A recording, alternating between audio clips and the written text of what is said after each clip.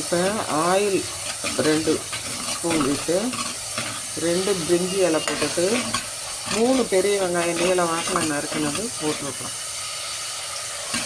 தக்காளி குழம்பு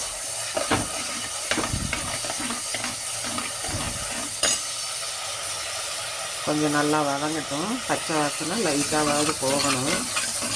அப்போ தான் நல்லாயிருக்கும். எதெல்லாம் பிரிஞ்சும் வரணும் வெங்காயம். அப்போ தான் டேஸ்ட்டாக இருக்கும். மண் பாத்திரத்தில் தான் செய்கிறேன். கடுகெல்லாம் போடலை, அப்படியே தாளிச்சு பிரிஞ்சி எல்லாம் மட்டும். ஏற்கனவே இதுலேயே நம்ம தக்காளி, பூண்டு, இஞ்சி, ஏலக்காய், பட்டை, கிராம்பு 2 எல்லாம் போட்டு அரைச்சிருக்கிறதுனால உப்பு, மஞ்சத்தூள் எல்லாமே போட்டிருக்கு. இப்படியே இதை ஊற்ற வேண்டியது. ஊற்றியாச்சு. இப்போ தண்ணி விட்டு அலசி மிக்சியில் அதை ஊற்றினோம்னா நல்லா பச்சை வாசனை போகிற அளவு நம்ம கொதித்து வரணும்.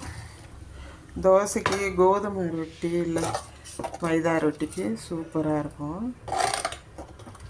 ஒரே டைமாக தாளிக்கும். கொஞ்சம் திக்காக தான் இருக்குது. நம்ம பொட்டுக்கடலையெல்லாம் போடல, அதனால் சரியாக தான் இருக்கும்.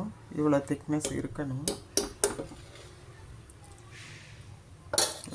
உப்பு காரம் எல்லாம் சரியாக இருக்குது.